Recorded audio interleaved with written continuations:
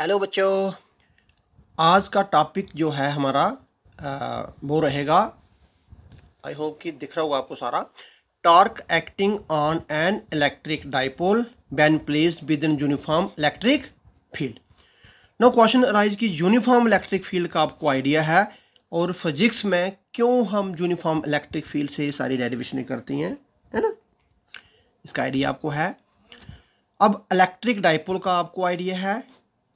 अब टार्क का भी आपको आइडिया होगा, तो थोड़ा सा मैं टार्क का आइडिया दे रहा हूँ आपको। एक हमारे पास बॉडी है, उस बॉडी के किसी दो पॉइंट पर, जैसे मैं ये बात कर रहा हूँ, दोनों पॉइंट पर फोर्सेस आ रही हैं और इक्वल मैग्नीट्यूड की आ रही है। मतलब ये फोर्स F, ये फोर्स भी F। अगर मैं बोलूँ कि ये A पॉइंट पे आ रही है, ये B पॉइंट पे आ रही है, और देखने में आपको क्या लग रहा है कि ये दोनों ही डिफरेंट पॉइंट्स पे आ रही हैं, है ना। तो आप क्या कह सकते हो कि दो फोर्सेस आ रही हैं, दोनों मैग्नीट्यूड में इक्वल हैं, डायरेक्शन में अपोजिट हैं, और दोनों डिफरेंट पॉइंट पे दिखने में है, seems to be acting at different point. But physics में हम ये डिफरेंट पॉइंट पे नहीं मानेंगे। देखिए, जब मैं इसको बैकवर्ड प्रोड्यूस करता हूँ, जैसे करता हूँ, तो ये एक ही लाइन बन जाती है। तो इसे बोलते हैं कि ये दोनों फोर्सेस जो है सेम लाइन ऑफ एक्शन पे आ रही हैं। ठीक है, इस केस में हम ये नहीं बोलेंगे इस बॉडी पे कपल आ रहा है, कपल नहीं बोलेंगे। कपल किस चीज़ को बोलते हैं? जब एक ही बॉडी पे दो फोर्सेस आ रही हों, दोनों डिफरेंट डायरेक्शन में हो, सेम मैग्नीट्यूड की हो, और उनका लाइन ऑफ एक्शन भी डिफरेंट हो। जैसे इस डायग्राम में देखिए, अगर मैं इस फोर्स को प्रोड्यूस करता हूँ या इसको प्रोड्यूस करता हूँ, ये इनके बीच में जो डिस्टेंस है वो डिस्टेंस मेंटेन रहेगा, उतना ही रहेगा, है ना। इस केस में हम बोलेंगे इस बॉडी पे कपल आ रहा है। और जब भी किसी बॉडी पे कपल आएगा, बॉडी क्या करने लगती है? रोटेट करने लगती है। क्या करने लगती है? रोटेट। और जब कोई चीज़ रोटेट करती है, उसकी कोई टेंडेंसी तो होती है रोटेट करने की, है ना। तो जिस टेंडेंसी से वो रोटेट कर रही है, उसे आप टॉर्क का नाम देते हैं। और उसे कैसे निकालते हैं? दोनों में से कोई भी एक फोर्स, क्योंकि मैग्नीट्यूड में तो इक्वल ही है, और इन दोनों फोर्स के बीच में जो भी परपेंडिकुलर डिस्टेंस होगा, उससे आप निकाला जाएगा, है ना। तो एक वेक्टर क्वांटिटी होती है ये टॉर्क, और फोर्स जिसका यूनिट न्यूटन, और डिस्टेंस जिनका यूनिट जो है मीटर। तो टॉर्क का यूनिट ये लिया जाएगा। अब अगर ये एक वेक्टर क्वांटिटी है, तो इसकी कोई ना कोई डायरेक्शन भी होगी। तो डायरेक्शन भी आपने पढ़ा हुआ है, कभी भी दो वेक्टर की आप क्रॉस प्रोडक्ट लेते हैं और उनके बीच में एंगल ये थीटा होता है, तो ये परपेंडिकुलर अपवर्ड इसका ए क्रॉस बी। लेकिन अगर मैं बी क्रॉस ए लेता हूं, है ना, तो तब ये डायरेक्शन जो है परपेंडिकुलर डाउनवर्ड। किसके perpendicular? Downward to the plane containing A and B. एक शॉर्टकट तरीके से मैं आपको बता दूं कि अगर ये क्लॉकवाइज, जैसे कि हम एंगल लेते हैं, अगर एंटी क्लॉकवाइज ले रहे हैं, ए टू बी जा रहे हैं, है ना, तो आप ऊपर की तरफ जा रहे हैं तो परपेंडिकुलर अपवर्ड, बी टू ए तो परपेंडिकुलर डाउनवर्ड। इसी तरीके से हमारे पास जहाँ पे भी जो टार्क आएगा, वो आपने टार्क निकालना है। तो हम क्या लेके चल रहे हैं? एक यूनिफॉर्म इलेक्ट्रिक फील्ड। तो फिजिक्स में यूनिफॉर्म इलेक्ट्रिक फील्ड को इक्वल डिस्टेंस सेट ऑफ पैरेलाइन से रिप्रेजेंट करते हैं। मान के चलिए कि ये हमारे पास है ना electric field, uniform electric field को मैंने रिप्रेजेंट किया है, और अंडरस्टूड है कि डायरेक्शन जो है, इट मीन इस साइड पे पॉजिटिव चार्ज ही कंसीडर होगा और इस साइड पे नेगेटिव चार्ज ही कंसीडर होगा। तो कभी भी फिजिक्स में अगर यूनिफॉर्म इलेक्ट्रिक फील्ड को अपना रिप्रेजेंट करना है ऐसे लाइन के साथ। अब मैं एक डाइपोल ले रहा हूँ, है ना, मान के चलिए कि ये नेगेटिव चार्ज डाइपोल का और ये पॉजिटिव चार्ज डाइपोल का, और डाइपोल लेंथ इसकी 2L। ठीक है, और ये ए पॉइंट पे ले लेता हूँ और ये बी। तो देख रहे डायग्राम में ए बी हमारे पास एक डाइपोल है ना, जिसके ए जो है उस पे नेगेटिव क्यू चार्ज है और बी पे पॉजिटिव क्यू चार्ज है, और 2L यहाँ डाइपोल लेंथ है। इस डाइपोल को आपने कैसे रखा? इलेक्ट्रिक लाइन ऑफ फोर्सेस के साथ कुछ एंगल बना के रखा, है ना। और जब भी डाइपोल मोमेंटम की डायरेक्शन लेते हैं, वो आपने पढ़ा हुआ है, negative charge to positive charge ही लेते हैं, तो ये डाइपोल मोमेंटम की डायरेक्शन हो गई, राइट। अब आपने क्या करना, एक कंसेप्ट आपने और पढ़ा, कभी भी इलेक्ट्रिक फील्ड के ऊपर अगर कोई चार्ज आता है, तो वो चार्ज पर फोर्स आ जाती है। कितनी फोर्स आती है, चार्ज कितना है और किस इलेक्ट्रिक फील्ड के ऊपर है वो, उतनी ही फोर्स आ जाएगी, राइट। तो जहाँ पे जैसे कि मैंने आपको बताया था, अगर मैं जी आपको बोलूँ कि डाइपोल का टोटल चार्ज कितना है, तो आप बोलेंगे टोटल चार्ज तो 0 है, क्योंकि जितना इधर नेगेटिव है उतना ही इस एंड पे पॉजिटिव है। लेकिन अगर इंडिविजुअल एंड का देखें, दोनों पोल का देखें, तो दोनों पोल पे चार्ज है और दोनों पोल इलेक्ट्रिक फील्ड के अंदर है ना। तो अब इस पे भी फोर्स आएगी, इस पे भी फोर्स आएगी। तो हम पहले ये निकालते हैं, force acting on this negative Q. तो मैं उस नेगेटिव के लिए फोर्स एक वेक्टर क्वांटिटी होती है, इसलिए ये, तो इस पे भी कितना चार्ज है, मान के चलो वो क्यू है, किस इलेक्ट्रिक फील्ड के अंदर है, वो भी ई इलेक्ट्रिक फील्ड के अंदर है ना, उस पे ये फोर्स आ जाएगी। सिर्फ आपने याद क्या रखना कि नेगेटिव चार्ज पर जो फोर्स आती है ना, अगर वो इलेक्ट्रिक फील्ड में है तो किस तरफ आएगी, opposite to the direction of electric. तो ये हमारे पास अपोजिट टू ई फोर्स आएगी। इट मीन्स अंडरस्टूड है कि ये फोर्स इस तरफ होगी, है ना। ऐसे ही हमारे पास पॉजिटिव चार्ज पर भी फोर्स आएगी, इस चार्ज पर भी, और पॉजिटिव चार्ज पर भी जो फोर्स आती है towards the direction of electric field होती है, उस फोर्स को मैं ये कह रहा हूँ। तो चार्ज पॉजिटिव भी उतना ही है। मैंने आपको बार बार ये चीज़ समझाई हुई है हर क्वेश्चन के अंदर कि आपने चार्ज के लिए कभी भी वेक्टर क्वांटिटी की बात हो रही है तो चार्ज पॉजिटिव या नेगेटिव है, पॉजिटिव नेगेटिव साइन नहीं लिखने, आपने उनके मैग्नीट्यूड लिखने। तो इसका मैग्नीट्यूड भी उतना ही है जितना इसका है, इलेक्ट्रिक फील्ड भी वही है क्योंकि यूनिफॉर्म इलेक्ट्रिक फील्ड है, सिर्फ डायरेक्शन क्या है, तो ये पैरेलल टू ई रहेगा। Parallel to E means in the direction of E, आप देख रहे हैं, है ना। अब मैं अगर नेट फोर्स निकालना चाहूँ पूरे डाइपोल पे कि पूरे डाइपोल पे टोटल फोर्स कितनी आ गई, तो आप दोनों फोर्स को सम कर दीजिए, वेक्टर सम कर दीजिए दोनों का, है ना।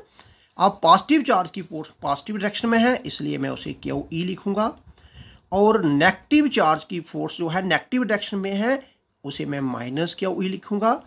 और आपने क्या देखा कि नेट फोर्स उस डाइपोल पर नहीं आ रही है, ऑल्दो पूरे डाइपोल पर दो फोर्सेज आ रही है, उसके बावजूद भी नेट फोर्स नहीं आ रही है, क्योंकि फोर्स को एक स्केलर क्वांटिटी तो है नहीं कि दोनों को हर हाल में शामिल करना पड़ेगा।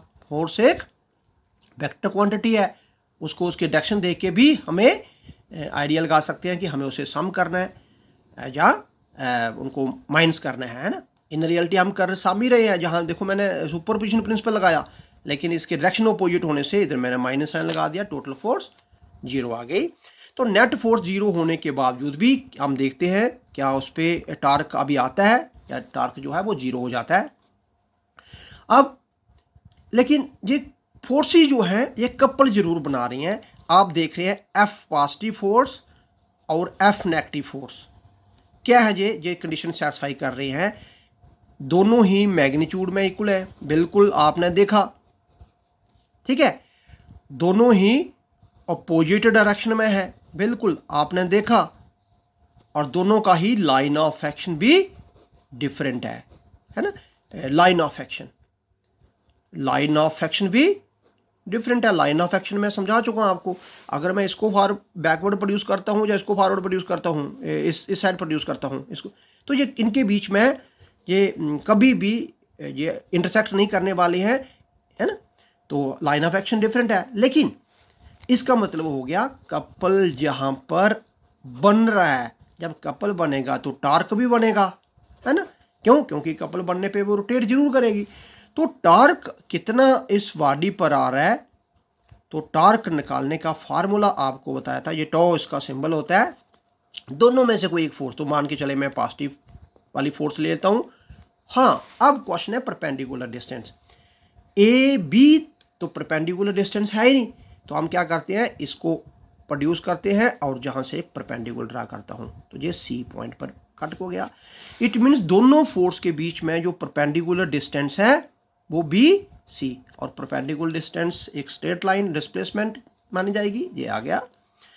अब अगर मैं टार्क निकालना चाहूँ तो दोनों फोर्स इक्वल है, तो मैंने क्यू ई ले लिया। अब बी सी अगर आप निकालें तो देखिए इन राइट एंगल ट्राइंगल जो आप ऊपर देख रहे हैं BAC, वहाँ से मैं अगर साइन थीटा निकालूं तो साइन थीटा क्या है, परपेंडिकुलर अपॉन हाइपोटेन्यूज। तो परपेंडिकुलर इज BC और हाइपोटेन्यूज AB। BC तो आपको फाइंड करना है। AB आप देख रहे हैं डाइपोल की लेंथ है वो 2L, जहाँ से निकल गया BC वो है 2L साइन थीटा के इक्वल हो जाएगा। तो मैंने BC की जगह पर क्या ले लिया, 2L साइन थीटा। ठीक है, जब तक ये साइन लगा है इसको वेक्टर की लगाने की जरूरत नहीं है। तो टोटल अगर मैं इसमें करूं 2QLE साइन थीटा, है ना। तो इसको वेक्टर नोटेशन में अगर मैं लेना चाहूं, है ना, तो आप क्या कर सकते हैं, 2QL को आप P बोलते हैं, तो it means PE sine theta, है ना, ये आ गया मैग्नीट्यूड में। तो इन वेक्टर नोटेशन में अगर मैं लेना चाहूं, vector notation means vector form में, तो ये आ गया torque equal to sine product जब भी होती है जैसे A cross B, AB sine theta, तो जहां आ जाना चाहिए P क्रॉस E।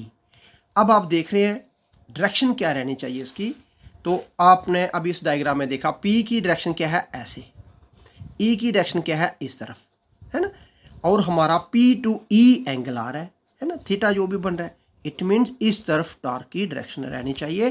तो टॉर्क की डायरेक्शन क्या रहेगी, perpendicular to the plane, perpendicular जरूर रहेगा, परपेंडिकुलर टू द प्लेन। कौन सी plane, containing P and E।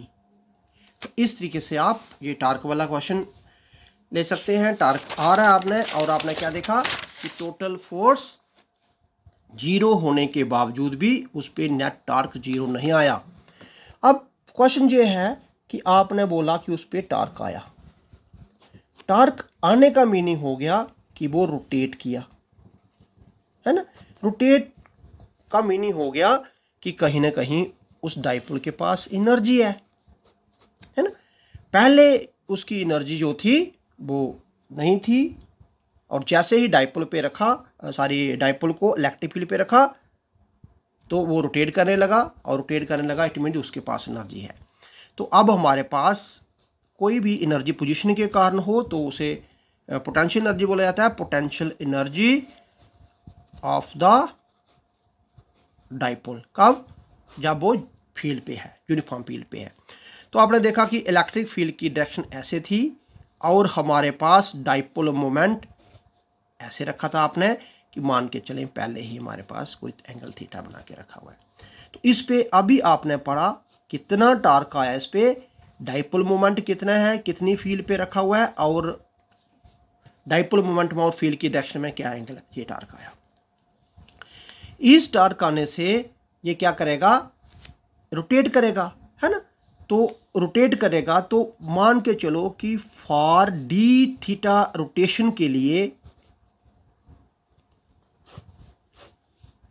मैं वर्क डन निकालना चाहता हूं कि वर्क डन, अब अंडरस्टूड है स्मॉल रोटेशन के लिए वर्क डन भी DW आएगा, है ना। टॉर्क कितना आ रहा है और कितनी रोटेट कर रहा है वो, ठीक है। तो ये आ गया, मान के चलें कि डी थीटा रोटेट, जैसे ये रोटेट किया और ये हमारे पास पॉजिटिव चार्ज इधर आ गया और बिल्कुल नेगेटिव चार्ज यहाँ पे हो गया, तो मान के चलो कि ये डी थीटा रोटेट किया उसने, है ना।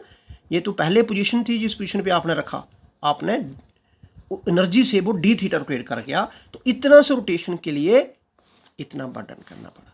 तो it means work done is equal to torque, torque की वैल्यू आप देख रहे हैं PE sine theta d theta, ठीक है।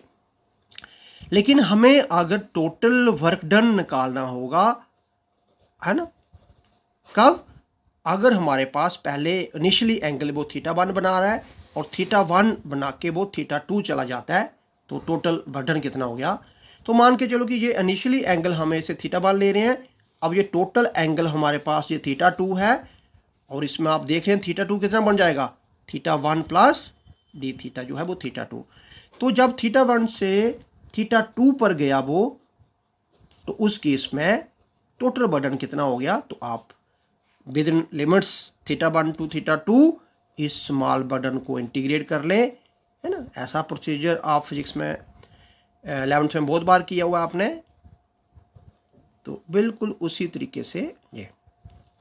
अब देखिए P एक कांस्टेंट क्वांटिटी है, जहाँ मर्जी रोटेट करे, डाइपोल मोमेंटम तो चेंज होने वाला नहीं क्योंकि चार्ज उतना रहेगा, है ना। और हमारे पास इलेक्ट्रिक फील्ड भी यूनिफॉर्म है, हर जगह पे वैल्यू वही रहेगी। तो मैं P और E को कांस्टेंट ट्रीट करके उसे इंटीग्रेशन के बाहर लेता हूँ। सिर्फ इंटीग्रेट किस पे हो रही है, एंगल पर, दैट इज थीटा। तो जब मैं साइन थीटा की इंटीग्रेशन करता हूँ माइनस कास थीटा हो जाता है, तो मैं माइनस को पहले बाहर ले लेता हूँ, इट मीन्स कास थीटा, और लिमिट क्या आ जाएगी यहाँ थीटा 1 टू थीटा 2। ये हमारे पास PE, जब लिमिट पुट करते हैं आप तो कास थीटा 2, इट मीन्स पहले upper limit that is theta 2 और lower limit that is theta 1। तो ये हमारे पास वर्क डन। यही वर्क डन जो है in the form potential energy store हो जाएगा, PE cos theta 2 cos theta 1। तो ये पोटेंशियल एनर्जी, इतनी पोटेंशियल एनर्जी रहेगी एक डाइपोल के पास अगर वो इलेक्ट्रिक फील्ड पे है। अब कभी हम एक इनिशियली कंडीशन मान लेते हैं कि मान के चलिए कि इनिशियली जो है थीटा 1 जो है वो 90 डिग्री था, मीन्स कि हमारे पास इलेक्ट्रिक फील्ड तो ऐसे है ही है। तो इनिशियली जो है डाइपोल आपने ऐसे रखा, तो अंडरस्टूड है, एंगल जो है direction of the dipole moment और इलेक्ट्रिक फील्ड के बीच में लेनी है। तो मान के चलें वो इनिशियली ही थीटा, और उसके बाद वो कहीं रोटेट करके यहाँ चला जाता है थीटा और आगे चला जाता है ना। तो मैं फाइनल एंगल क्या ले लेता हूँ, थीटा 2 की वैल्यू, क्योंकि थीटा 2 मैंने बोला था जो इनिशियल एंगल रखा हुआ है और जो आगे गया वो पूरा, है ना। तो मान के चलें कि ये स्मॉल एंगल भी ले लें आगे हो गया, तो ये पूरा हमारे पास थीटा 2।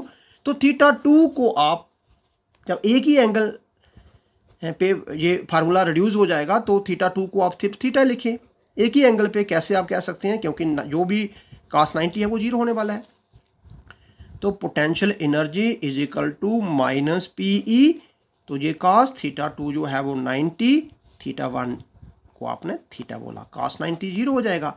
तो ये पोटेंशियल एनर्जी हमारे पास PE cos थीटा आ जाएगी, है ना। एनर्जी एक स्केलर क्वांटिटी होती है ना।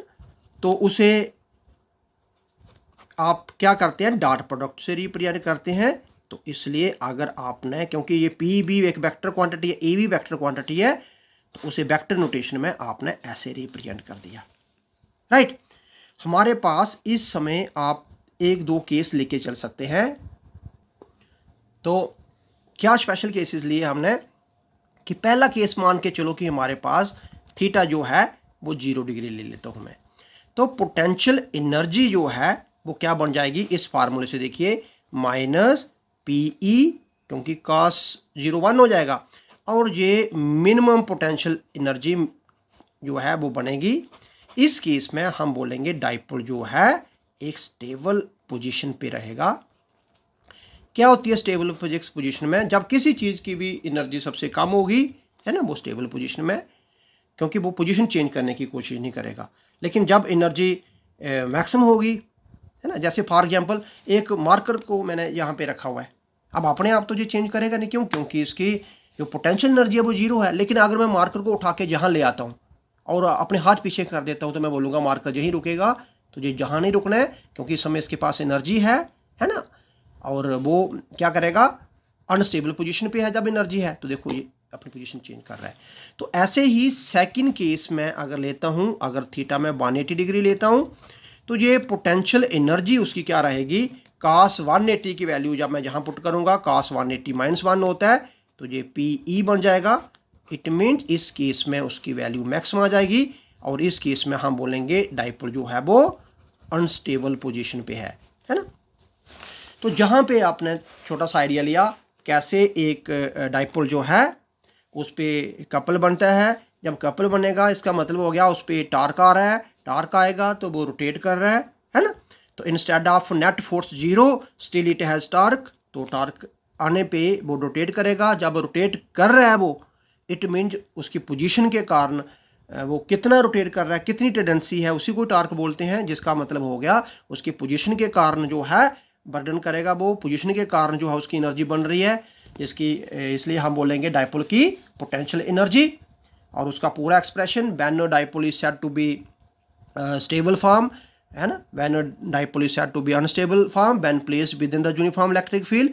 यूनिफॉर्म इलेक्ट्रिक फील्ड का ही क्वेश्चन हम क्यों पढ़ते हैं, क्योंकि यूनिफॉर्म इलेक्ट्रिक फील्ड में कोई भी चार्ज जिस मर्जी पोजीशन पे होगा उस फील्ड के अंदर, उस पर एक जैसी फोर्स आएगी, है ना, एक जैसी इलेक्ट्रिक फील्ड की वैल्यू रहेगी। अगर चार्ज का मैग्नीट्यूड भी चेंज नहीं हो रहा है, चार्ज की इलेक्ट्रिक फील्ड भी सेम रह रही है, तो फोर्स सेम आएगी।